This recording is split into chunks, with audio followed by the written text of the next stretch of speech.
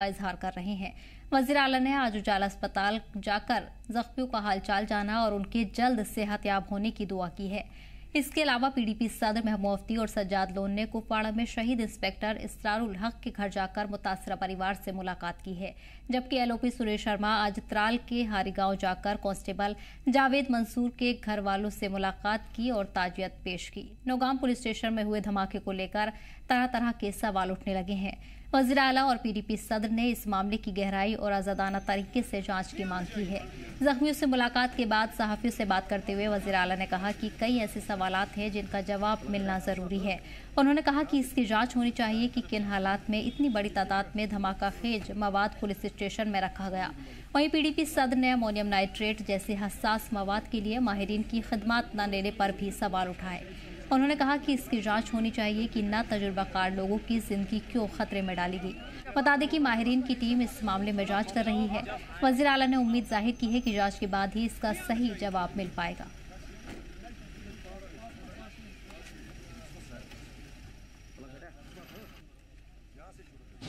तहकीकात शुरू की गई है। उम्मीद करता हूं कि जवाब लोगों को मिलेंगे, क्योंकि ये नहीं होना चाहिए था।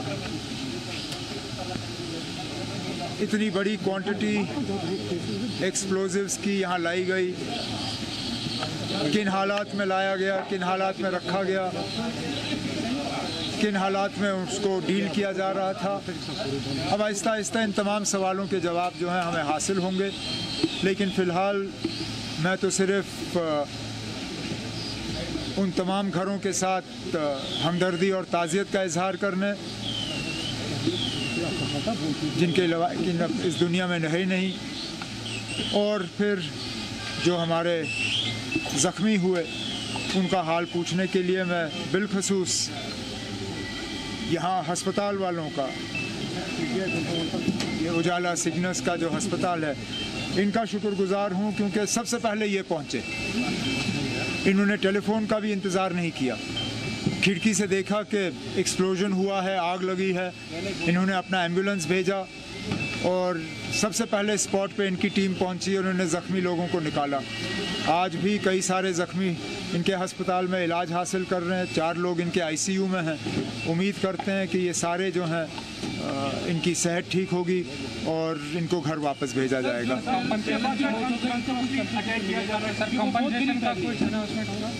कॉम्पनसेशन का हमने पहले ही किया है। जो हमें यहाँ से मतलब चीफ मिनिस्टर्स रिलीफ फंड से जो हमें अनाउंस करना था वो हमने कर लिया है। इसके बाद जो मकानों को नुकसान हुआ है, स्ट्रक्चरल डैमेज, एमएलए साहब ने मुझसे उसके बारे में बात की, उसके लिए भी एक केस तैयार किया जा रहा है। जितना प्रोसीजर के तहत हम दे सकते हैं हम दे देंगे। बाकी क्योंकि ये पुलिस स्टेशन में ब्लास्ट हुआ है, उम्मीद की जाती है कि जो फंड्स होम डिपार्टमेंट के पास हैं और ख़ासकर जो फंड्स हमारे तरफ से एलजी साहब के पास रखे जाते हैं, जो फ़ंड उनको दिया जाता है, उस फंड में से भी इन मकान मालिकों को कुछ पैसा मिलना चाहिए ताकि जो नुकसान हुआ है उसको ठीक किया जा सके। कुछ दिन पहले हादसा हुआ नौगाम में और उसमें कई हमारे जो हैं लोग हैं, खासकर पुलिस के लोग उसमें जाँ भाग हुए हैं। और मैं समझती हूँ कि इस वक्त कश्मीर बहुत ही परेशान कुन, बहुत ही खौफनाक हालात से गुज़र रहा है और ये हादसा नहीं होना चाहिए था। इसके लिए जो इस किस्म का होता है अमोनिया नाइट्रेट, इसके लिए एक्सपर्ट होने चाहिए जो उसके साथ डील करते। तो इस तरह पुलिस के लोगों से, दीगर लोगों से इस चीज़ को, इस जो भी वहाँ था लिक्विड था, उनको कहा इसके साथ डील करने के लिए। ये बड़ा ख़तरनाक मामला है और ये जो नौगाम में हादसा हुआ है इसकी बाज़ाब्ता इंक्वायरी होनी चाहिए, क्योंकि इसके ऊपर बड़े से सवालिया निशान हैं कि अगर ये अमोनिया नाइट्रेट था, 3000 किलो था, इसको वहाँ से यहाँ लाने की क्या ज़रूरत थी, और उसके बाद बस्ती में, थाने में रखने की क्या ज़रूरत थी, और उसके बाद नायब तहसीलदार, पुलिस के लोग हमारे जिनका इसके साथ कोई एक्सपर्टीज़ ही नहीं है, जो जानते नहीं इसके साथ कैसे डील किया जाए, उनसे क्यों ये काम करवाया गया। तो मैं समझती हूँ कि इसमें बहुत सारे सवालात हैं जिसके जवाब हम जानना चाहते हैं। वहीं दूसरी तरफ दिल्ली ब्लास्ट में जिस तरह से जम्मू कश्मीर में बड़े पैमाने पर तलाशी मुहिम चलाई जा रही है, उससे लोगों में खौफ का माहौल है। इसके अलावा जिस तरह से कश्मीरियों को टारगेट किया जा रहा है, उससे भी लोगों में शदीद नाराजगी है। इस मामले पर लीडरान ने भी सवाल उठाए हैं और कहा कि दहशतगर्दों या उससे जुड़े लोगों पर सख्त कार्रवाई की जाए, लेकिन बेगुनाहों को परेशान न किया जाए। इस मामले पर कल दिल्ली में भी जम्मू कश्मीर स्टूडेंट एसोसिएशन की मीटिंग हुई, जिसमें प्रेस कॉन्फ्रेंस के दौरान इस मामले पर तशवीश का इजहार किया गया कि जम्मू कश्मीर के लोग हर जगह परेशान किया जा रहा है। इस मामले पर अब तक किसी कौमी लीडर पीएम मोदी या अमित शाह की तरफ से कोई बयान नहीं आया है। मुख्तसर यह है कि दहशतगर्दी में शामिल कई जगह के नौजवान पाए गए हैं, लेकिन जम्मू कश्मीर या कश्मीरियों को जिस तरह से टारगेट किया जा रहा है, उस पर सोचना बेहद जरूरी है। किसी ने गलती की दिल्ली में जाके, तो मैं समझती हूँ कि जम्मू कश्मीर के लोगों को कलेक्टिव पनिशमेंट नहीं मिलना चाहिए उसके लिए। तो अगर कोई मुजरिम है उसको सज़ा दे दीजिए, मगर आम कश्मीरी लोगों के साथ इस किस्म का सलूक न कीजिए। लगातार कहा, पहला तो ये कंडेमनेबल है जिस तरह से दिल्ली का ब्लास्ट हुआ है। दूसरा कंसर्न ये है कि पहले इस उग्रवाद या मिलिटेंसी के रास्ते में कम पढ़े लिखे, कम समझदार लोग ज़्यादातर इन्वॉल्व होते थे। मगर ये बहुत बड़ा कंसर्न है कि जिस तरह से ये एक्सपोज आ रहा है सामने कि इसमें ऑलमोस्ट पढ़े लिखे हाई क्वालिफाइड लोग इन्वॉल्व हो रहे हैं, इसका मतलब कोई बहुत बड़ा मामला पीछे से कहीं ना कहीं चलाया जा रहा है। और देखा जाए तो ये कहीं ना कहीं सिक्योरिटी लैप्सेस भी है। अगर इतने दिनों से, ये एक दिन का तो खेल है ही नहीं, बहुत दिनों से ये तैयारी हुई होगी, ये नेटवर्क तैयार हुआ हो, तो कहाँ थी हमारी एजेंसी सोई हुई। तो वो दोनों तरफ। तीसरी चीज़ ये है कि पर्सनस इन्वॉल्व होते हैं, जैसे इसमें ये डॉक्टर उमर है या मुजफ्फर है या क्या क्या नाम है इनके, तो उसका मतलब नहीं कि पूरे कौम को टैग किया जाए। कौम तो बहुत बड़ा है, ये सबका कंसर्न है। फर्द इन्वॉल्व है, इंडिविजुअल्स इन्वॉल्व है, उसकी तह तक जाने की ज़रूरत है। इन्वेस्टिगेटिंग एजेंसीज़ को पूरा नेटवर्क ढूंढ निकालना चाहिए, क्योंकि ये अदरवाइज़ पूरे देश के सिविलियंस के लिए बहुत बड़ा रिस्क फैक्टर है। तो ये एजेंसीज़ को देख लेना चाहिए। मगर इतना दिल्ली लाल किले के सामने हो, जो हाई सिक्योरिटी एरिया माना जाता है, तो वहाँ पर इस तरह का ये ब्लास्ट हो, ये भी एक मैटर ऑफ कंसर्न। एक पर्टिकुलर इशू को लेकर नहीं लेंगे, मगर कहीं ना कहीं ये देखा गया कि जो दूसरे जमातों की तरफ से, दूसरे नेताओं की तरफ से जो वक्तन फवक्तन बयानात आते हैं, वो कहीं ना कहीं आज की यंग जनरेशन को कहीं ना कहीं टच करता है।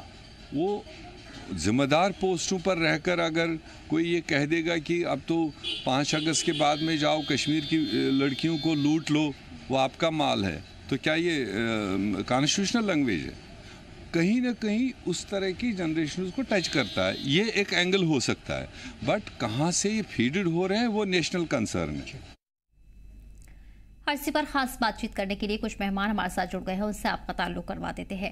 Colonel S Pathania defence expert हैं, हमारे साथ जुड़ गए हैं। इसके अलावा Waqar Bhatti political expert, Ahmed Ayaz political expert हैं, हमारे साथ जुड़ गए हैं। आप तीनों हजरात का बहुत बहुत इस्तकबाल है।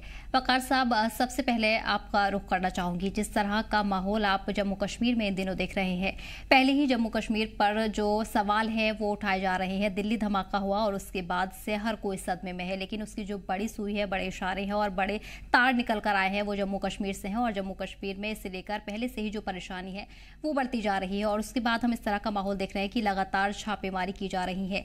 एक बड़ी तादाद में, हजारों की तादाद में नौजवानों को हिरासत में लिया जा रहा है पूछताछ के लिए, जो उन पर डबल प्रेशर बना रहा है। वही जो सियासी लीडरान है, उनके बयान सामने आ रहे हैं कि कोई एक शख्स मुलजिम है तो उस पर कार्रवाई की जाए, लेकिन उसकी वजह से पूरी कौम को दागदार ना किया जाए या फिर उसके पूरे परिवार को परेशान ना किया जाए। किस तरह से इस माहौल को आप देख रहे हैं और क्या जम्मू कश्मीर के नौजवानों के लिए आप कहना चाहेंगे? जी वकार साहब, आवाज मिल रही है आपको मेरी? जी मुझे आवाज आ रही है आपकी। मैं जी आपको आ रही है? जी बिल्कुल। जी जम्मू कश्मीर आज से मुश्किल हालात में नहीं है। जम्मू कश्मीर 87 के बाद अगर हम देखें तो ऐसी ही मुश्किलातें हम देखते आ रहे हैं। आज जब हम एक वीडियो देखते हैं, एक पुलिस कांस्टेबल जो कुलगाम का है, जो नौगांव पुलिस स्टेशन के अंदर मारा गया और वो अपने बच्चे के साथ जब खेल रहा है, तो वीडियो वायरल होते हुए देखते हैं हम। उसके बाद एक बाप जो टेलर मास्टर था, एक बाप था जो टेलर मास्टर था। सॉरी, मैं थोड़ा दूसरे से गैस से पूछे, मैं लाइट की प्रॉब्लम हो गई, मैं आगे आगे सॉरी जी जी जी जी। दूसरा, जब जो जनाजा हो रहा था और वो टेलर मास्टर एक सिविलियंस था, वह किस तरीके के साथ अपने बाप के जनाजे पर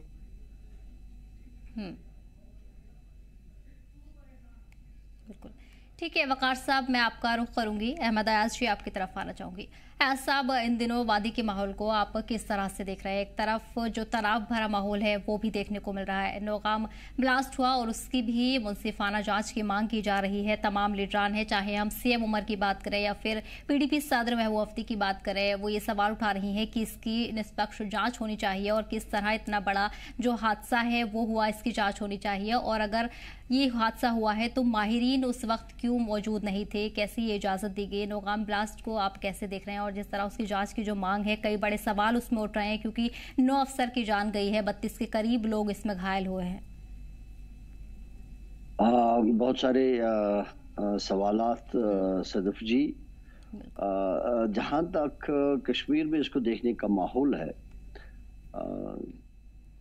कश्मीर इस सिचुएशन से 32 साल से जूझ रहा है और इसके बावजूद कि काफ़ी सिक्योरिटी लेवल पर इसके ऑपरेशंस किए गए, बड़े मेजर ऑपरेशंस किए गए और 370 को भी एब्रोगेट किया गया ये कहकर कि अभी हालात ठीक हो जाएंगे, कि शायद ये एक वजह भी है हालत को बिगाड़ने में। हालांकि अगर हम देखेंगे तो वो बीजेपी का अपना एजेंडा था, उसको हालात के साथ कोई लेन देन नहीं था, लेकिन फिर भी तो अभी तक जो भी इस सिचुएशन को, चूंकि गंभीर सिचुएशन है, ये जो चलता आया कम से कम अगर हम 35 साल से ही ले लेंगे तो एक गंभीर सिचुएशन है जिससे नेशन दो चार है। तो लेकिन अभी तक यही देखा गया कि भाई उसको सिर्फ सिक्योरिटी के लेवल पर ही टैकल किया जाए और सिक्योरिटी डे इसको बिल्कुल विदाउट एनी रिलैक्सेशन एनीवेयर इसको कम बैक करते आए, और बजाय कि इसको इस लिहाज से देखा जाता कि इसके तह तक चला जाए इंसान हुकूमती लेवल पर और देख कि ये सारे कैसे कहाँ आ रहा है, कैसे हो रहा है और उसकी तदाबीर क्या है। हमने सिर्फ निर्भर करा सिक्योरिटी मामलात पर ही कि सिक्योरिटी ही उसको डील करे। और इस दौरान अभी हाल ही में पहलगाम का वाक़ा हुआ, ये कहकर भी सारा ठीक है, पहलगाम का वाक़ा हुआ वो भी कश्मीर के लिए एक बहुत बड़ा मसला हुआ। तो उसके भी शायद यही वजूहात, उस वक्त भी सवालात आए कि क्या वजूहात है कि भाई पहलगाम तक कैसे ये वाक़ा हुआ, देखने की ज़रूरत है, इन्वेस्टिगेशन की ज़रूरत है, कहाँ कौन फेलियर हुआ। लेकिन शायद उसका भी कोई अपने लेवल पर हुआ हो, लेकिन लोगों के सामने कोई नहीं आया कि कुछ ऐसा कोई आया नहीं कि क्या वजह हुआ, क्या हुआ, कैसे हुआ। तो चलते चलते अब दिल्ली तक मसला पहुंच गया, और अब दिल्ली का ही नहीं, वो भी हालांकि एक बहुत बड़ी बात है दिल्ली में होना, और साथ साथ इसमें डॉक्टर्स का इन्वॉल्व हो जाना, पढ़े लिखे लोगों का इन्वॉल्व होना इस लेवल पर, तो ये सचमुच बहुत ही गंभीर मसला है।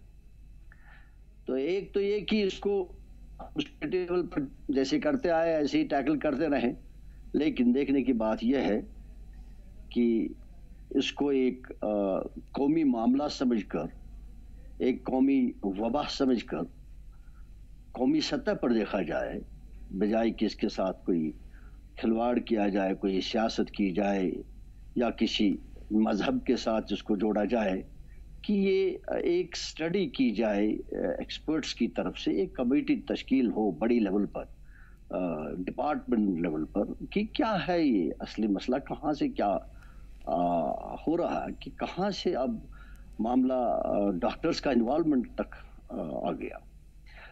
तो जहाँ तक सवालात का ताल्लुक है, देखिए हमारा निज़ाम जो है, सियासी निज़ाम जो है और जमहूरियत का तकाजा है कि जहाँ भी ये देखा गया कि हुकूमती सतह पर कोई सही काम हो नहीं रहा है तो सवालात खड़े हो जाते हैं। ये पहले भी हुआ है हिंदुस्तान में, आज भी अगर हो जाएगा तो कोई बहुत बड़ी बात नहीं और शायद आगे भी होगा। तो चूंकि दिल्ली में हुआ है, कैपिटल कंट्री के कैपिटल सिटी में हुआ है, तो एक इस लेवल का मामला हुआ है, गंभीर मामला हुआ है, जहां वहां से चलते चलते कश्मीर तक ये मामला पहुंचा। वहां दिल्ली में लोग मारे गए, यहाँ लोग मारे गए, तो मतलब कुदरती सी बात है, एक बहुत बड़ा मसला है और सवालात खड़े हो जाएंगे, चाहे वो उमर अब्दुल्ला हो, चाहे वो महबूब मुफ्ती हो, चाहे वो फारूक अब्दुल्ला हो, चाहे और कोई हो, तो सवाल तो खड़े हो जाएंगे और जायज शायद जायज सवाल होंगे। ये कहाँ से आया, क्यों आया, जैसे महबूबा जी कहती है या कोई और कहता है कि क्यों रेजिडेंशियल एरिया में इसको डंप किया गया। हालांकि इसका कभी ये मतलब नहीं कि इसको इस तरीके से देखा जाए कि ऐसा भी नहीं माना जाएगा, लेकिन शायद लापरवाहियां हैं कि इन मामलात को ऐसे एक्सप्लोसिव्स को कम से कम रेजिडेंशियल एरियाज में डंप कर रहे। बड़ी बात है कि कहीं भी कुछ हो सकता है। तो इसलिए मुझे लगता है कुछ जायज सवालात पैदा होते हैं और उनका जवाब बहरहाल कहीं ना कहीं तो आ ही जाएगा, आज नहीं तो कल जवाब आएगा। लेकिन सबसे बड़ी बात जो करने की है, देखने की है कि इस मामले को बहुत ही गंभीरता को ले जाए। यही नहीं है कि दिल्ली का वाक़ा टोटलिटी में कि ये हो क्या रहा है, अभी कंट्रोल सिचुएशन नहीं हो रही है और कितनी देर तक ये चलेगा, इसको बहुत ही गहरे अंदाजे से और बड़े सेंसिटिव के साथ, बड़े सीरियसनेस के साथ, संजीदगी के साथ देखने की ज़रूरत है, जहन लगाने की ज़रूरत है, बजाय इसके ऊपर कोई सियासत हो या कि किसी और मामले से जोड़ा जाए। तो इसको एक कौमी मामला समझकर इसको उस लिहाज से एक प्रायोरिटी का इशू मान के तो इसके ऊपर काफ़ी तहकीकात की जाए और फिर देखा जाए इसके तदाबीर कि इसको रोकने की कैसे क्या ज़रूरत है। मुझे लगता है कि अब स्टेज आया कि उस चीज़ को देखने की ज़रूरत है। जी बेशक, ठीक है साहब। पठानी साहब, आपसे भी मैं समझना चाहूँगी कि जिस तरह दिल्ली धमाके के बाद अगर हम जम्मू कश्मीर में मौजूदा सूरत हाल की बात करें तो किस तरह आप उन्हें देख रहे हैं, क्योंकि आप बेहतर समझते हैं कि सिक्योरिटी में क्या कुछ कदम उठाने ज़रूरी हैं और किस तरह उन्हें डील किया जा रहा है, क्योंकि लगातार जो छापेमारियाँ हैं वो हम देख रहे हैं, कई नौजवानों को हिरासत में लिया जा रहा है, लंबे वक्त तक उन्हें रखा जा रहा है। कहीं ना कहीं ये भी है कि आवाम में जो नाराज़गी है वो बढ़ती जा रही है। ये जायज़ है कि कार्रवाई होनी चाहिए, लेकिन मुलजिम के खिलाफ होनी चाहिए और जिस तरह की रिपोर्ट सामने आई है आगे भी ये सख्त कदम देखने को मिलेंगे। इस तरह की जो कार्रवाई है वो जारी रहेंगी। फिर ये भी रिपोर्ट्स है कि न सिर्फ जम्मू कश्मीर में बल्कि बाहर भी जो कश्मीरी हैं, जिस तरह का माहौल बन रहा है, उन्हें भी परेशानी हो रही है और उन्हें भी कहीं ना कहीं परेशान किया जा रहा है। देखिए मैडम, किसी भी गवर्नमेंट की जो सबसे बड़ी जिम्मेवारी वो ये है कि अपने देश की और अपने नागरिकों की सुरक्षा करना। जी बिल्कुल। उसके लिए गवर्नमेंट को जिस हद तक भी जाना पड़ता है उसको जाने के लिए तैयार रहना चाहिए। और ये देखिए इस समय जो बात है वो ये नहीं रही है कि जम्मू कश्मीर की बात है या जब दिल्ली के ऊपर अटैक हुआ तो पूरा देश उसके अंदर इन्वॉल्व है। और उसमें अभी आप ये देखेंगे कि अगर मैं पूरी तरह आपके साथ एग्री करता हूँ, ये दोनों केस देखे हैं जो इनोसेंट्स है उनको ट्रबल नहीं करना चाहिए। ये बिल्कुल सही बात है, उसका मैं पूरी तरह से समर्थन करता हूँ। अभी दिल्ली केस जो हुआ था उसके अंदर वो फिदाइन अटैक था, सुसाइड अटैक था और उसका वीडियो भी अभी सामने आ चुका है जो डॉक्टर उमर ने बनाया था। कैसे आया उसका मेरे को पता नहीं है, but it is in the social media, चल रहा है चैनल्स पे।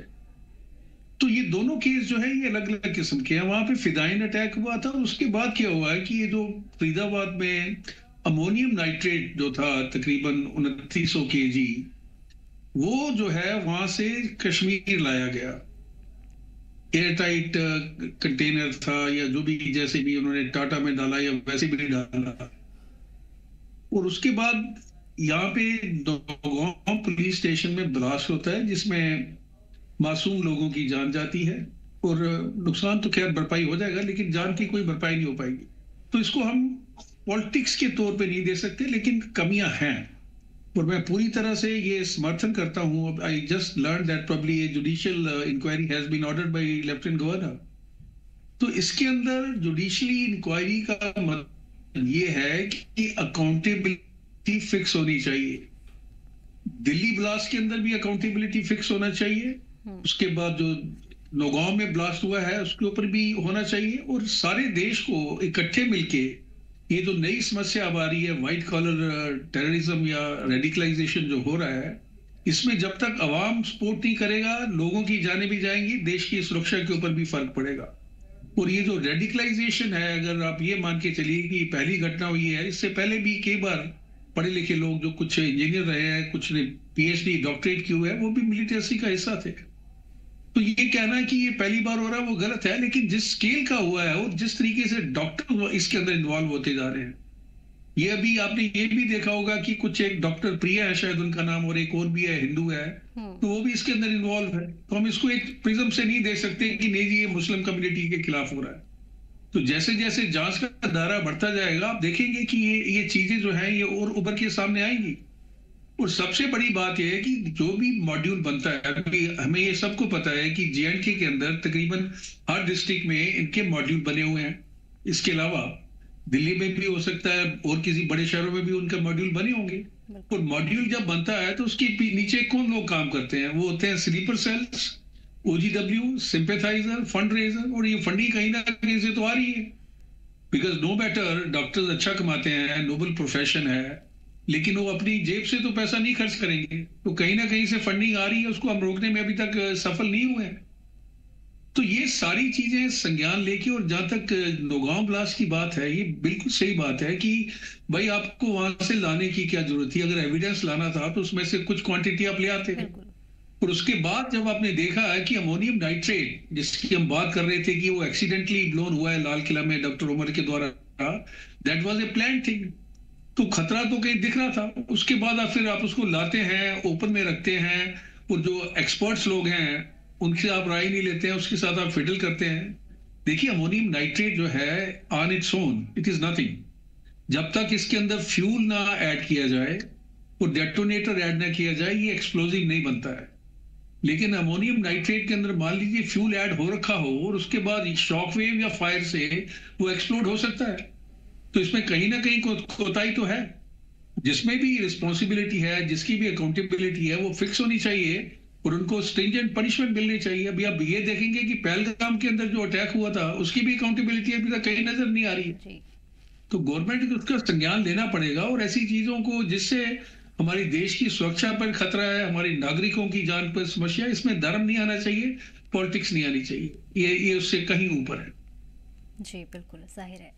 वकार भट्टी साहब, आपका रुख करना चाहूंगी। वकार साहब, जिस तरह पठानी जी ने भी कहा कि इसकी जिम्मेदारी और जो जवाबदेही है वो बिल्कुल तय होनी चाहिए, और इसी की जो मांग है जम्मू कश्मीर से कई लीडरान की तरफ से दीगर सियासी पार्टियां हैं लगातार उठा रही हैं कि इसकी जांच होनी चाहिए और जो जवाबदेही है वो तय होनी चाहिए। और एस पठानी जी ने भी कहा कि जिस तरह कम क्वांटिटी में उसको लाया जा सकता था, या फिर माहिरीन की मौजूदगी भी बेहद ज़रूरी थी, और क्या ज़रूरत थी कि जम्मू कश्मीर में उसको ला कर रखा गया और उसके बाद इस तरह से लापरवाही के साथ उसकी जांच की गई। क्योंकि एक बड़ा सवाल है और बेहद हैरानी की बात है कि इसमें 9 अफसर की जांच गई है, 32 के करीब लोग इसमें जख्मी हुए हैं, एक बड़ा नुकसान हुआ है। इस नुकसान को आप किस तरह देख रहे हैं और क्या कुछ इस पर आपका रद्द-ए-अमल है? देखिए, नुकसान छोटा नहीं है, नुकसान बहुत बड़ा है। दिल्ली से शुरू हुआ था और कश्मीर श्रीनगर के अंदर पुलिस स्टेशन नौगांव के अंदर जब जिस तरीके के साथ 9 लोगों की जान चली गई और 30 से ज्यादा लोग जख्मी हैं, तो अगर आप सोचेंगे कि छोटा सा नुकसान है, या कोई सोचेगा कि छोटा सा नुकसान है, होता रहता है, ये होता तो रहता है 32 साल से, लेकिन ये बंद कब होगा और इस चीज को हम बंद कैसे करेंगे? देखिए, हम किसी के ऊपर बोल देंगे, इसके ऊपर इल्जाम लगा देंगे, ब्लेम गेम एक दूसरे के ऊपर खेलेंगे, उससे तो हालात बेहतर होने वाले नहीं है। उससे तो आप कहेंगे कि ये चीजें रुकने वाली तो नहीं है। इसके लिए आपको प्रैक्टिकल करना पड़ेगा। आप प्रैक्टिकल बहुत ऐसे एक्सपीरियंस हो चुके हैं जम्मू कश्मीर के ऊपर आज से पहले, खासकर इन 32-35 सालों में, जो अभी तक कोई सक्सेस नहीं हुआ, कहीं हम कामयाबी की तरफ नहीं गए हैं। हमने ऑपरेशन सिंदूर करके भी देख लिया, हमने इसके पहले 370 खत्म करके भी देख लिया, हम तमाम वो एक्सपीरियंस कर वो जितने भी हम तमाम वो चीजें कर रहे हैं, जमीन के ऊपर जो जिसका फायदा यहाँ मिल नहीं रहा जम्मू कश्मीर को, न बाहर पूरे इंडिया को इसका फायदा मिल रहा है। तो मेरा ये मानना है एज ए एक्टिविस्ट, मैं आवाम के बीच रहता हूँ कि हमें वो काम करने हैं और उस तरीके के काम करने हैं सरकारों को, और खासकर जम्मू कश्मीर की यूथ, जम्मू कश्मीर का जो नौजवान कहीं ना कहीं उसको एक आपने साइड लाइन रखा हुआ है, और आप 2-4 ऐसे कोई नेता होते हैं सेंटर के अंदर जिनकी आप बात सुनते हैं और जिनके साथ आप डील करना चाहते हैं। देखिए, आपको आवाम को सुनना पड़ेगा, आपको यूथ को एड्रेस करना पड़ेगा। जम्मू कश्मीर की प्रॉब्लम आज की नहीं है, जम्मू कश्मीर की प्रॉब्लम 1947 से है, तकरीबन आज 75-80 साल होने लगे हैं कि तब से ये एक इशू चल रहा है। तो हमने इसमें बहुत कुछ खोया है, इसमें पूरे इंडिया ने खोया है। देखिए, मैं नहीं कहूंगा कि जम्मू कश्मीर का नुकसान हुआ, इसमें पूरे देश का नुकसान हुआ है। हिंदू मरे, मुस्लिम मरे, सिख मरे, ईसाई मरे, मरता तो आखिर इंसान है ना, जान तो इंसान की जाती है और जान गरीब की जाती है। तो एक गरीबों की जानें कैसे रुकें? देखें, नेता आएंगे, बोलेंगे अपने फायदे के लिए, क्योंकि उनको कुर्सी चाहिए। किसी को एमएलए बनना है, किसी को एमपी बनना है, किसी को सीएम बनना है। देखिए, हमें ये सोचना है कि नेताओं से उठकर अब हमें चाहिए कि नौजवानों को भी, हम चाहते हैं सरकार आए और हम नौजवान भी पहल करना चाहते हैं, और हम चाहते हैं कि जम्मू कश्मीर में ये जो गन कल्चर है इसको हम दूर करें, गन से दूर करें अपने नौजवानों को, ड्रग्स से हमें दूर करना है, तब जाकर जो नौजवानों की हम जानें बचा सकते हैं। अगर हम इस पर काम नहीं करेंगे पूरी ईमानदारी से, तो मुझे नहीं लगता कि जम्मू कश्मीर के अंदर ये चीजें रुकेंगी। ये जम्मू कश्मीर में ये चीजें तब रुकेंगी जब हम सियासत से उठकर हम अपनी पॉलिटिकल पार्टियों को ये सोच करके नहीं, हमारी पार्टी आने वाले 5 साल के बाद चुनाव में कौन सी पार्टी सरकार किसकी बनाएगी, उन तमाम चीजों को पीछे छोड़कर हम सबको मिलकर, चाहे वो फिर सियासी जमात का कोई हो, चाहे फिर आम आदमी हो, एक्टिविस्ट हो, जर्नलिस्ट हो, बिजनेस वाले हों या सिविल सोसाइटी के लोग हैं, सबके ऊपर उठकर हमें इस गन के खिलाफ, इस जम्मू कश्मीर में गन को खत्म करने के लिए हमें लड़ाई करनी है और फाइट करनी है, और अपने बच्चों को यह समझाना है कि अपने बच्चे जो हैं हमारे, वो रेडिकल की तरफ ना जाएं, वो किसी ऐसे इंसान की तरफ ना जाएं जो इंसान उनको मौत की तरफ ले जाए, जो इंसान उनके घर को बर्बाद करे। तो इन चीजों से दूर करने के लिए हमें क्या करना है कि हम सबको मिलकर अपने रिस्पॉन्सिबिलिटी समझनी पड़ेगी और अपने लोगों से, अपने यूथ से हमें कनेक्ट होना पड़ेगा और बात करनी पड़ेगी। पहला पॉइंट। दूसरा पॉइंट है, सरकारों को अपनी जवाबदेही तय करनी पड़ेगी। देखिए, ये नहीं होगा कि आप स्टेटमेंट दे देंगे जी, आपने बयानबाजी कर दी, आप जाकर ताजियत कर देंगे। कितने बार ताजियत करेंगे? कब तक ताजियत वाला ये ड्रामा चलेगा? मुझे ये बताएं जी। आज चले गए जी ताजियत की, किसी ने सर पे हाथ उसके बच्चे पे रख दिया, किसी ने उसके बाप के साथ गले मिल दिया, उससे उसके परिवार का जो बच्चा चला गया, उसका बाप जो चला गया, क्या वो वापस आएगा? नहीं आएगा। ये 35 साल से हो रहा है जम्मू कश्मीर के अंदर कि बच्चे की, किसी की जान जाती है, किसी बाप की जान जाती है, हम जाते हैं ताजियत पे, अच्छी बात है ताजियत पे जाएं, लेकिन उसके बाद हम क्या कर रहे हैं? भूल जा रहे हैं ना। हम 2 दिन ताजियत पे जाएंगे, उसके बाद जो वो परिवार है उसको पूरी मुसीबत देखनी है पूरी जिंदगी भर। उसको अपने परिवार जो उसका चला गया है, जो भाई चला गया है, बाप चला गया है, जो बेटा चला गया है, वो उसकी तकलीफ उसको तब तक रहेगी जब तक वो जिंदा रहेगा। तो इन चीजों से लड़ने के लिए नेताओं को चाहिए, खासकर जो सत्ता में हैं। मैं उमर साहब से भी कहना चाहता हूं, क्योंकि लोगों ने वोट दिया, उनको चुन के भेजा, उनको वो क्या करना चाहते हैं, क्या कर रहे हैं। ठीक है, वो कहते हैं जी पुलिस हमारे पास नहीं है, सिक्योरिटी हमारे पास नहीं है, ये होम का पास है। देखिए, हमने आपको वोट दिया, जम्मू कश्मीर की यूथ ने आपको वोट दिया है। आप बात करें ना जाकर होम मिनिस्टर साहब से, आप बात करें जाकर आप प्रधानमंत्री साहब से, आप बात करें एजेंसियों से, आप बात करें पुलिस से। आम आदमी ने थोड़ी करनी है बात। आम आदमी को क्या पूछ रहे हैं आप बात करें ना। हम आपको लीडर बनाया, हमने आपको चीफ मिनिस्टर बनाया, लोगों ने, आवाम ने आपको वोट दिया। किस लिए वोट दिया? आपके बातें सुनने के लिए थोड़ी दिया ना। आप ट्विटर पे लाइन 2 लिख देंगे, हमने उसलिए वोट थोड़ी दिया। हमने इसलिए थोड़ी वोट दिया कि आप ताजियत पे आएंगे, हमें पता लग जाएगा हमारा चीफ मिनिस्टर आ गया जी। नहीं, हम आपको चाहते हैं कि आप प्रैक्टिकल काम करें और आप बात करें सेंटर के साथ, ये जम्मू कश्मीर में ये गोली कैसे रुकेगी, ये चीजें कैसे रुकेंगी, कैसे हम अपने बच्चों की जिंदगियों को बचा सकते हैं। इसके लिए उमर साहब क्या करना चाहते हैं, उमर साहब उसका जवाब दें। हमें ये बातें नहीं सुननी है, डायलॉगबाजी नहीं सुननी है कि आप मीडिया पे बयान दे देंगे। मीडिया पे यहाँ हजारों बयान देते हैं, हमें बयानबाजी से कुछ नहीं चाहिए। हमारे बच्चों की, हमारे आने वाले फ्यूचर की जिंदगियां सेफ चाहिए, हमें उसका जवाब दे दें वो। जी बेशक। अहमद अयाज जी कितना इत्तेफाक रखते हैं वकार जी की बात से, जिस तरह उन्होंने कहा कि जवाबदेही तय होनी चाहिए और सरकार को भी इसमें अहम रोल अदा करने की जरूरत है, चाहे हम CMOR की बात करें या फिर मरकजी सरकार की बात ही क्यों ना करें, क्योंकि बड़े बड़े धमाके हो जाते हैं और उसके बाद माहौल खराब होता है, लेकिन बावजूद उसके जवाबदेही तय नहीं की जाती है।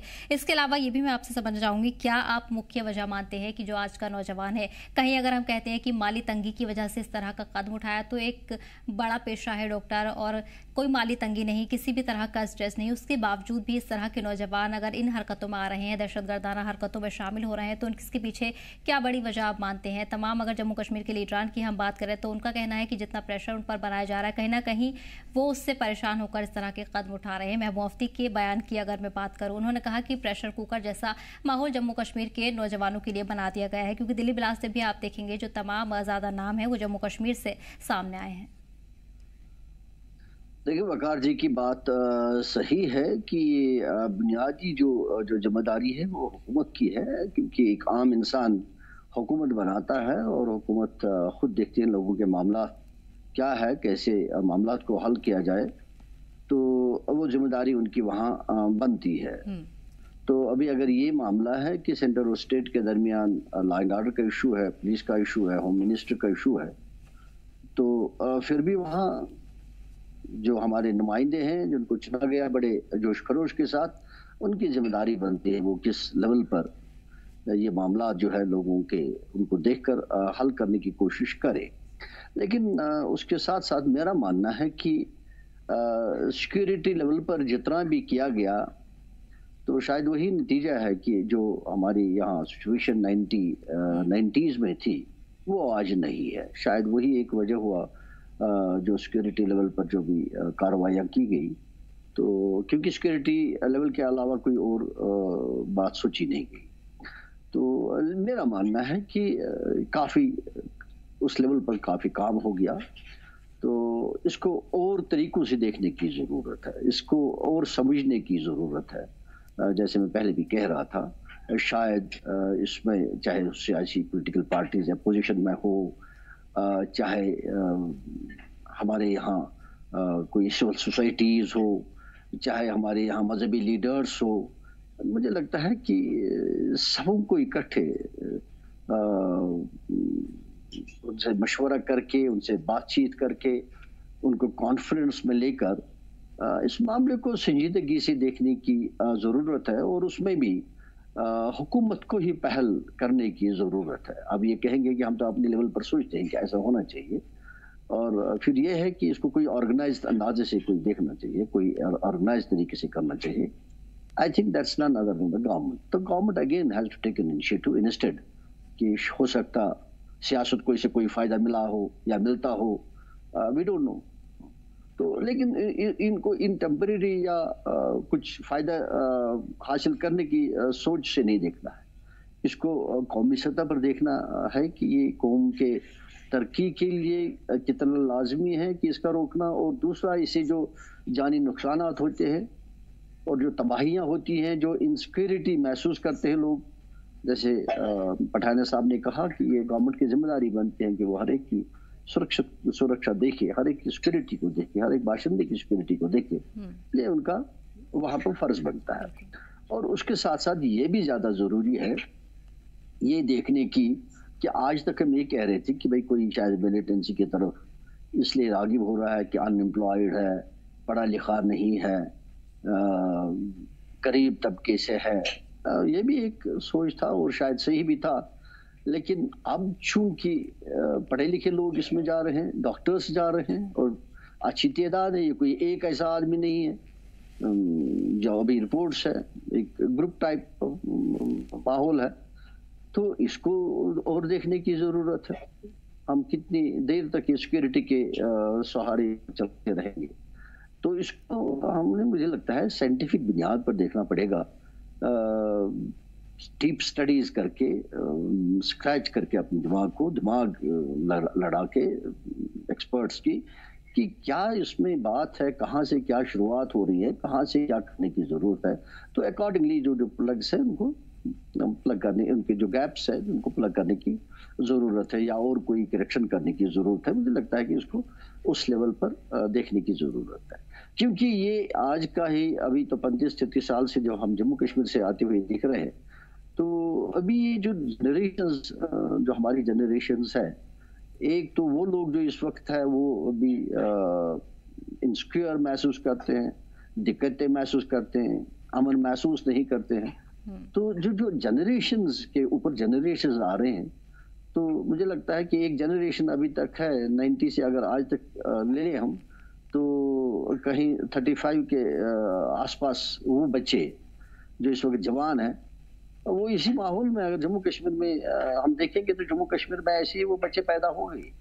उन्होंने यही कल्चर देखा, यही सिस्टम देखा, उन्होंने कभी 90 से पहले का जो अमन था वो नहीं देखा। तो वो जहनों पर भी ऐसा असर दिखेगा, फिर शायद हो सकता है ऐसा माहौल भी बनता होगा।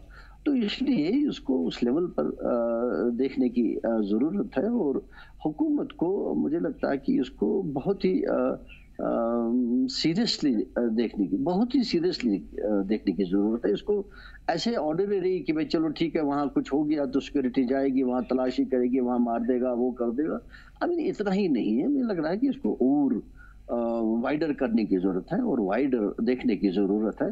तो जिसके लिए मुझे लगता है कि गवर्नमेंट जितनी जल्दी इसमें ऐसा कुछ स्टेप ले ले तब ठीक है। अब ये ठीक है, इन्वेस्टिगेशन चलती रहेंगे, जहाँ कोई वाक़ा हुआ तो ठीक है, और अच्छी बात यह है कि जुडिशियल इंक्वायरी हो रही है, ये भी ठीक है, शायद कुछ बातें सामने आए। लेकिन जहाँ तक नौगाम का ताल्लुक है, वहाँ जुडिशियल इंक्वायरी है, तो वो तो खैर पता है कि वो कोई ऐसा अटैक नहीं है, ये एक माना जाएगा लैप्स है, कहीं ना कहीं कोई कोताहियां रही हो, तो सीधी सी बात है, कुछ न कुछ गलत मिसहैंडलिंग हुई हो, कोताहियां हुई हो। लेकिन एक चीज बिल्कुल क्लियर है कि एक रहायशी इलाके में हुआ है, तो नहीं होना चाहिए था। कम से कम अगर ये स्टोर करना ही था कहीं, ये जो एक्सप्लोसिव्स है इसको रेजिडेंशियल एरिया से बाहर या सिक्योरिटी एस्टैब्लिश वहाँ नहीं होना चाहिए था, सिक्योरिटी उस एरिया में, रेजिडेंशियल एरिया में, कि जहाँ ऐसा करने की जरूरत पड़ती। तो इसको थोड़ा सा बाहर हो, ये तो कुछ इसमें गलतियाँ, कुछ खामियां, कुछ कोताहियां तो नजर आ ही जाएंगे, वो तो क्लियर है।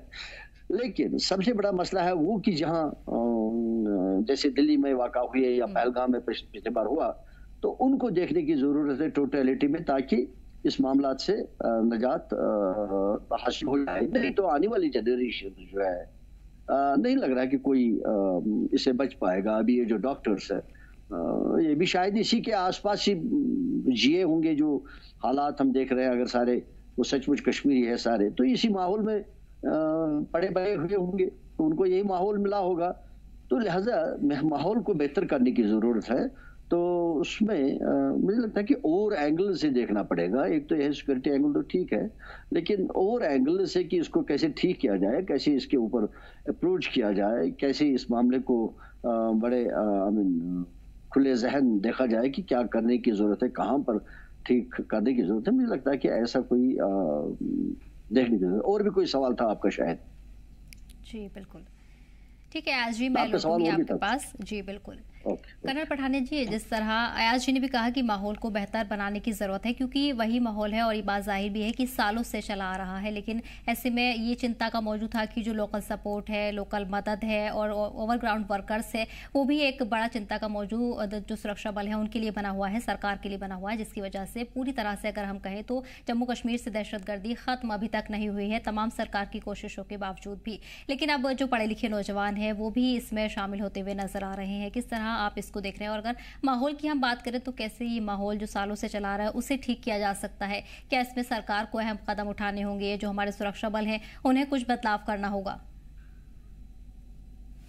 देखिए, अगर हम बात करते हैं कि journey of security, this is a continuous process, इसमें आप ब्रेक नहीं लगा सकते हैं। और हमारे पास जो थ्रेट आ रहा है वो external threat as well as internal threat है, हमें दोनों थ्रेट के साथ डील करना है। इसके अलावा अभी चाइना, पाकिस्तान और बांग्लादेश, वहां से भी थ्रेट आ रहा है। तो ये चीजें जो है एक नेशनल स्ट्रेटेजी के तौर पे देखनी पड़ेंगी हमें। अगर हम बात करते हैं माहौल की, ये 2019 के बाद का अगर आप डाटा कंपेयर करते हैं in terms of militant attack या कैजुअलिटीज हुई हैं जितनी भी हुई हैं, मैं आपके साथ एक डाटा शेयर करता हूं जी। 2018 में 200 लड़कों की रिक्रूटमेंट हुई थी, जो 2024 में सिर्फ 26 के करीब पहुंच गई है, और 2025 का जो डाटा है एक शायद रिक्रूटमेंट हुई है। तो ये माहौल जो है वो सुधर रहा है, और माहौल इसलिए सुधर रहा है कि यूथ हैज रियलाइज्ड कि ये जो जबरदस्ती वाला मिलिटेंसी वाला जो कारोबार चल रहा है इसके अंदर कुछ नहीं है, क्योंकि इससे उनका फ्यूचर खराब होगा, डेवलपमेंट रुकेगी, एजुकेशन के ऊपर इफेक्ट होगा। तो यूथ ने तो रियलाइज करना शुरू कर दिया है, लेकिन कुछ लोग हैं जो पूरी तरह से रेडिकलाइज्ड हैं और अपने पर्सनल फायदे के लिए वो इसको कम नहीं होना देना चाहते हैं। क्योंकि 90 के दशक में कश्मीर के अंदर मिलिटेंसी जो है एक इंडस्ट्री के तौर से देखी जाती थी, उसके अंदर पॉलिटिशियन भी इन्वॉल्व रहे होंगे, ब्यूरोक्रेट्स भी रहे होंगे, पुलिस भी रही होगी, सारे सबने अपना अपना योगदान दिया होगा अगर ये सिचुएशन आ गई थी। और जब राजीव गांधी एक स्टेटमेंट देते थे कि अगर मैं 1 रुपया दिल्ली से भेजता हूं तो लोगों के 18 पैसे मिलते हैं, तो ये तो हमारे कश्मीर की हालत है। अभी सवाल ये है कि इसे निपटा कैसे जी, वो ज्यादा इंपॉर्टेंट है।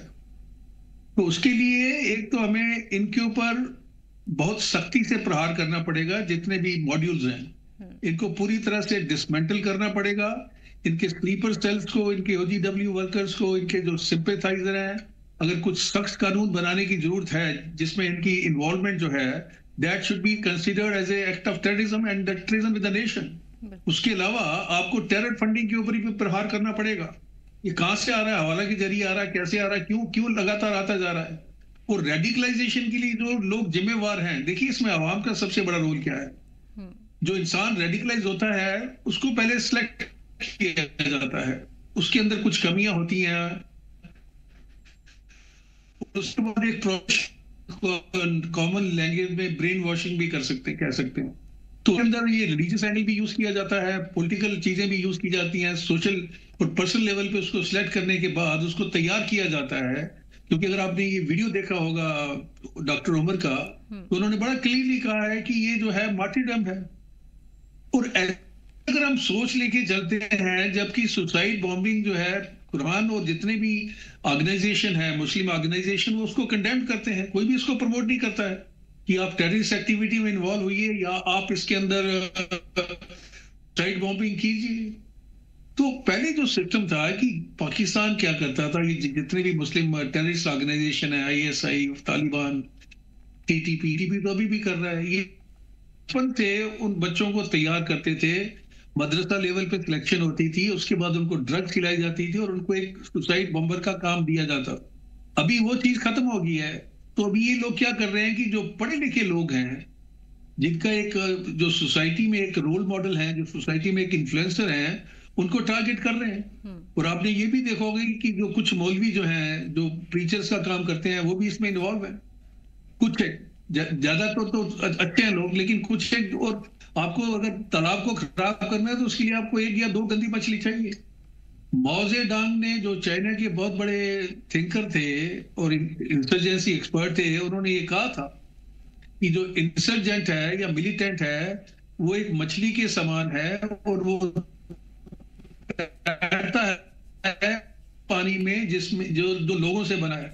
और जिस दिन आप पानी को उस मछली से अलग कर देंगे तो मछली मर जाएगी। अभी उस स्टेज पे आने के लिए आवाम को खुल के और खासकर यूथ को, देखिए जो भी बंदा रेडिकलाइज हो रहा है उसके सिम्टम दिखने शुरू हो जाते हैं। ऐसे बंदों को आइडेंटिफाई करना चाहिए, जितनी भी हमारी इंटेलिजेंस या सिक्योरिटी एजेंसीज है उनको उनका पता देना चाहिए, ताकि आने वाले समय में ऐसी दुर्घटनाओं से, ऐसे टेररिस्ट के जो इंसिडेंट है, उससे हम अपने आप को, देश को बचा सकें। जी बिल्कुल ठीक है पठानी साहब। फगार जी, आप जिस तरह पठानी जी ने भी कहा कि इस पर गौर करने की ज़रूरत है और इस पर जल्द ही तवज्जो देने की ज़रूरत है, क्योंकि जो माहौल है वो लगातार बिगड़ता जा रहा है और जो हालात हैं वो और भी संगीन होते हुए नजर आ रहे हैं। और इसी सिलसिले में जो सख्ती है जम्मू कश्मीर में वो देखने को मिल रही है।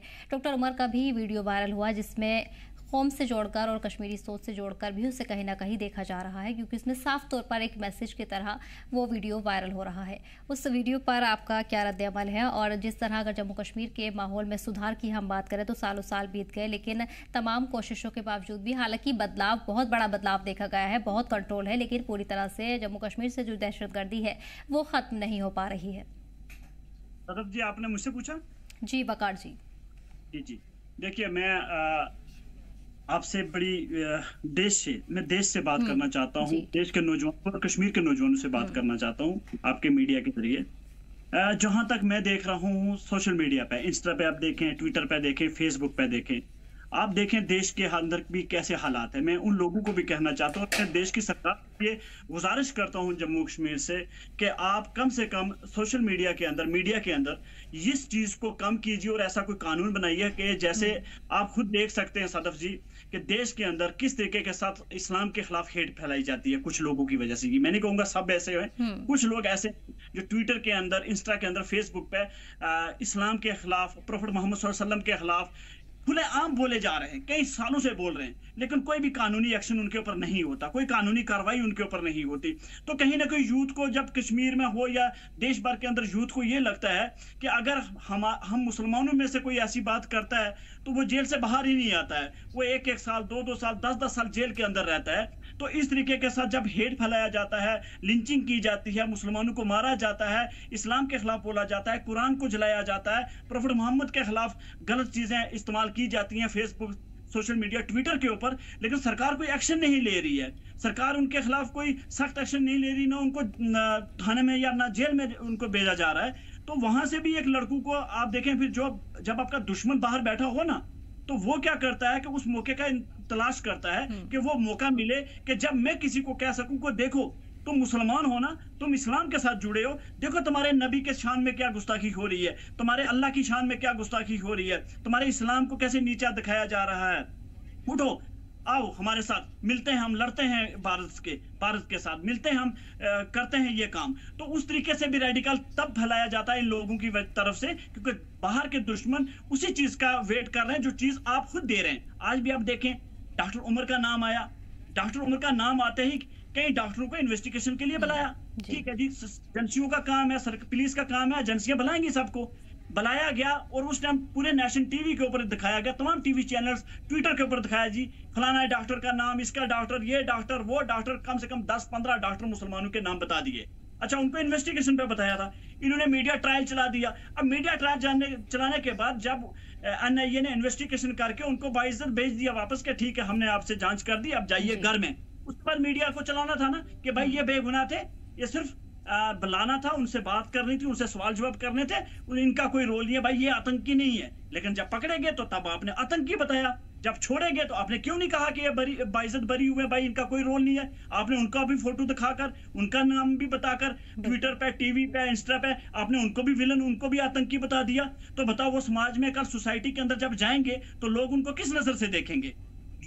तब उनसे हेट तो होगी ना, फिर ऑटोमेटिकली उनके अंदर क्या आएगा? क्या उनके अंदर भी ऐसी चीजें नहीं आएंगी, भाई हमारा तो कसूर ही नहीं था ना, हमें किस बात की सजा हम भुगत रहे हैं? तो जब तक आप जम्मू कश्मीर के नौजवानों को या पूरे देश के मुसलमानों को ये भरोसा नहीं देंगे कि ये सरकार आपकी है, कानून सबके लिए एक जैसा है, कानून कोई भी कानून तोड़े, चाहे फिर वो किसी भी मजहब का हो, किसी भी रंग, किसी भी जात, किसी भी बरादरी का हो, जो भी कानून के खिलाफ जाएगा, जो भी किसी जात, बरादरी, किसी धर्म के खिलाफ बात करेगा, कोई हेट फैलाएगा, हेट स्पीच कराएगा, दंगे फसाद कराएगा, उसको जेल जाना पड़ेगा, उसको जवाब देना पड़ेगा, उसको हम गिरफ्तार करेंगे। जब सबके लिए एक जैसा कानून आप बनाएंगे ना, तो मैं उम्मीद करता हूं कि कोई भी देश का नौजवान किसी भी तरीके के साथ रेडिकल नहीं होगा।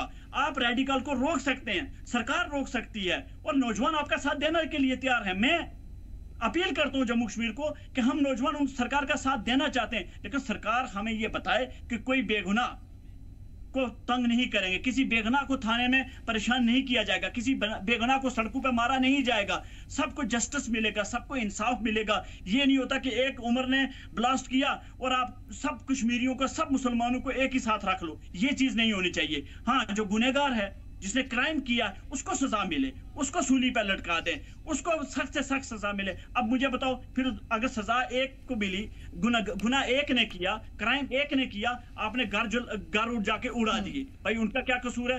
कल मेरे साथ एक नेशनल टीवी के ऊपर एक बीजेपी की ऑफिशियल प्रवक्ता, नेशनल प्रवक्ता, वो कहती है जी पड़ोसियों के घर भी उड़ा दो। बात आओ, मतलब पड़ोसियों के घर क्यों उड़ा देंगे? ये मतलब पड़ोसी। अब मैं आपको जी को बोलूंगा, जी का स्टूडियो है बहुत बड़ा, देश में कम से कम बहुत चैनल है जी के। अब जी का इतना बड़ा स्टूडियो है दिल्ली के अंदर, नोएडा के अंदर। अब जी का अल्लाह ना करे, ऊपर वाला ना करे कि कोई आदमी क्राइम करता है, कोई आदमी आतंकवाद में या किसी भी क्राइम में पकड़ा जाता है, तो कल क्या कहेंगे कि जी के पूरे दफ्तर को उड़ा दो ब्लास्ट से? ये चीजें नहीं होनी चाहिए ना। या किसी भी स्टूडियो या किसी भी मंत्री के बेटा कोई क्राइम करता तो क्या करेंगे? मंत्री को भी सजा दे दो साथ में। सजा उसी को मिलती है जो क्राइम करता है। कानून वो कहता है, कानून कहता है जिसने गुनाह किया है सजा उसको मिलनी चाहिए, जिसने क्राइम किया है सजा उसको मिलनी चाहिए। अगर उसका बाप बेगुनाह तो उसको सजा नहीं मिलनी चाहिए, उसका भाई बेगुनाह तो उसको सजा नहीं मिलनी चाहिए। हर इंसान जब बालिग हो जाता है 18 साल के बाद, 21 साल के बाद कानूनी, तो फिर उसकी रिस्पांसिबिलिटी खुद की है, वो खुद का जवाबदेही है, ना कि उसके परिवार भी। हाँ, अगर परिवार इन्वॉल्व है उसके साथ किसी क्राइम में, इन्वेस्टिगेशन करें, जांच करें, सजा दें। अगर वो नहीं इन्वॉल्व तो भाई उनको सजा क्यों मिले? वो भी तो इसी देश के नागरिक है ना जनाब। ठीक है, एक बेटा गलत निकल गया तो उसकी मतलब थोड़ी पूरा घर गलत है, या उसके भाई या उसका पूरा परिवार गलत है। तो सरकारों को इस चीज पे ख्याल रखना पड़ेगा, और सरकारों को इन चीजों पे कंट्रोल करना पड़ेगा कि अंधेरे में जी एक ने क्राइम किया तो सबको भेड़ बकरियों की तरह पकड़ा, तो सबको उठा दिया, तो सबके घरों को सबके पीटने लगी। ये चीजें सरकार को भी चाहिए बंद करें। हम सरकार के साथ हैं। हम चाहते हैं कि जम्मू कश्मीर में मिलिटेंसी खत्म हो, हम चाहते हैं जम्मू कश्मीर में आतंकवाद खत्म हो, हम चाहते हैं रेडिकल्स खत्म हो, हम चाहते हैं कि कोई लड़का ड्रग्स ना ले, हम चाहते हैं कोई लड़का गन ना उठाए, हम चाहते हैं कलम हो, हम चाहते हैं किताब हो, हम चाहते हैं नौकरी हो, रोजगार हो, और इन चीजों के लिए हम लड़ना चाहते हैं। सरकार हमारा साथ दे, हम सरकार का साथ देंगे जनाब, इसमें कोई दो राय है ही नहीं है। जी सदर। ठीक है वकार जी, हमारी इस खास आज की चर्चा में इतना ही। कर्नल पठानिया जी, अहमद अयाज जी, बहुत बहुत शुक्रिया आपका हमारे साथ जुड़ने के लिए और अपना कीमती वक्त देने के लिए। लेकिन फिलहाल इस बुलेटिन में इतना ही।